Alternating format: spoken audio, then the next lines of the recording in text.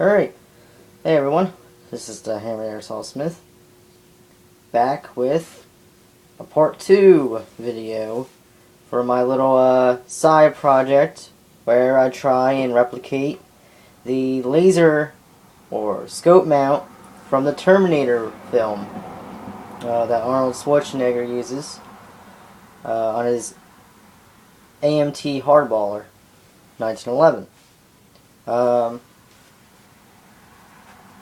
I don't have a picture, but I do have this from the Resident Evil. Hold on a minute. My camera is being a brat. Okay. Right there. That's the Killer 7 1911 from Resident Evil 4, the video game. And that's pretty much just to give you an idea of what I'm going for in case you weren't sure what I was talking about.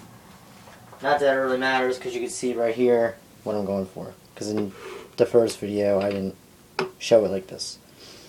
This is a Spring Power 1911. This is purely here as a prop to kind of show how it'll work and how even everything is. It would all play out in the end. Just please bear with me. Alright, so yep, first thing you probably notice, I got some sort of gripping going on here. This is my first shot at it. I saw it in some gripping. First I was going to do like a diamond kind of checkering, but I was like, no, I'm not going to do that. So I went for more of a snakeskin kind of look. I don't know something about it. It just kind of looks like it would suit. This obviously hasn't been painted or anything yet. It's still in the works. This here, this notch here has been cut out more because I failed to realize that the garter steel slide stop that's fitted on my 1911 A1, my primary 1911, not the Kimber, that I was gonna fit this to. The garter steel slide stop, it has more girth to it, so I obviously just needed to cut out this notch a little bit more. And I sanded it down using 220. That's all I got right now. File that all down. Make sure there's no sharp edges to it or whatever. And now it fits like a glove. I did have a little more trouble with these screw holes, so I widened them out. And they came out very well. So no complaints there. This whole wooden section is doing great, despite the cracks. I've filled these cracks here with Gorilla Glue on this side.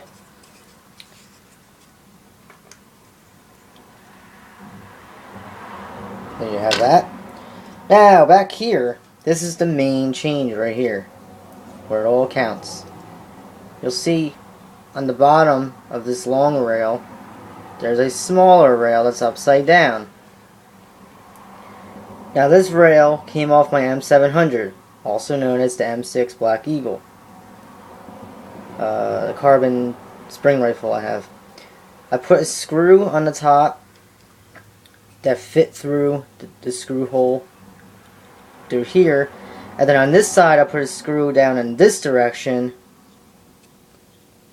Actually tapped it by hand, and there it is. That's not the screw poking through, that's the plastic about to poke through, and I stopped right there. Yeah, I glued it. So, because I don't want anything going anywhere, I glued through there, I glued through there. I also glued in this wooden pin here. Now, yeah, the wooden pin is not leveled up with the, I don't know if you're going to be able to see this. There you go. It's not leveled up with the frame, the rail. That's okay. I have that there as a safeguard. So if the recoil were to knock the mount forward, because that's probably what direction it would go in, it would just hit this and it wouldn't smack it to foresight or the top of the slide on the 1911 I'm going to be putting this on. So after doing all that, and I fitted this together with some Loctite, the blue Loctite I use. I put it together. I equipped it onto my gas blowback 1911 that I'm making this for. And I put a test slide onto it. It's the older silver WE slide. That somehow magically works all of a sudden. But hey, I won't argue with that. And it worked in my favor, but anyhow. So I threw that together. Put the flashlight, mounted the flashlight up here. Gave it one test fire, dry, just gas, and no BBs. One shot. That's where everything went wrong. All this obviously stayed intact. This whole rail, including the flashlight, did not come forward like I thought. Did not come backward, which would have been my other thought. It went straight up into the air and landed on the ground. So I said, you know what, I'm way too close for this to be a failure. So I said, no. I glued all of this. All of it. Yes, kind of cheap. Kind of a cheap way to go about it. I really don't care. I'm just really, really trying to get this to come together the best way I can. And you're probably thinking, well, what am I doing now? This is going to be a semi-test of how well it holds up on vibration. And just to kind of show you how even it is. Well, you're going to be able to tell because, yeah, it's slightly tilted, but it is in the center. See? It's slightly tilted. Not much I could really do about that. But it's fine. It's fine. Because a lot of laser sights, you could adjust them at the unit to where the sight is going to go. The red dot. And flashlights, they just have a big beam of light. So it really doesn't matter too much. And it's pretty close. I mean, I'm holding the pistol dead straight, as you can see the sights here. It's pretty close, so I'm pretty happy with it, so I glued it. Now what I'm going to do is, first I'm going to rack the slide, or at least try. Obviously this will not be a good idea for a spring-powered gun. How am I going to go about this? Maybe I should have racked it first. There we go. I'm going to pretty much, because there is force, because there's a recoil spring here, I'm pretty much going to cock the slide and let it slam forward 3 to 5 times to see if this gets loose. I don't think it will, but we'll see.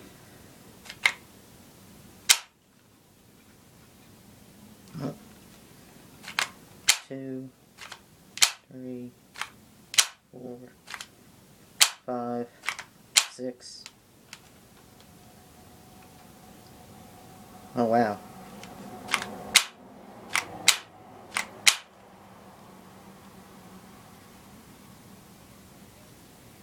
That's dead solid. Look at that. So far, I'm gonna dry fire this now. It's gonna be kind of loud. There's nothing in it. Okay. You shouldn't really dry fire spring-powered guns that much, but anyway, this isn't a lecture. This is a tutorial. So as you see, it hasn't gotten loose. So this is really, really great news, actually. This is the first time I've actually tested it since I glued the whole screw and nut into place. This is really good news, and it actually looks good even though it's this dull brown. So, wow, I am just amazed. Thank freaking goodness. This may not be a big deal to you guys, but for someone who's been trying to do this for years and has always just been a fan of that look, it makes the gun look that much more rugged, especially on a 1911. Look at that. Mind you, of course, this isn't the one I'm going to be fitting to. I know I already said that, but Wow, that is just awesome. Gorilla Glue? Go and get some if you need to glue something. Glue it up. Glue it up. I got it at Walmart. I mean, it was cheap too. Alright guys, thanks a lot for watching. Obviously the next video will be actually test firing the gas blowback 1911 with this fitted. And I'll probably fit the flashlight on there first, shoot it a few times, and take the flashlight off or whatever. It doesn't really matter. All you really need to know is that I'm going to be shooting it, like actually test firing it. And then the last video will be the finished when I paint it and stuff like that. Alright guys, thanks. Take care.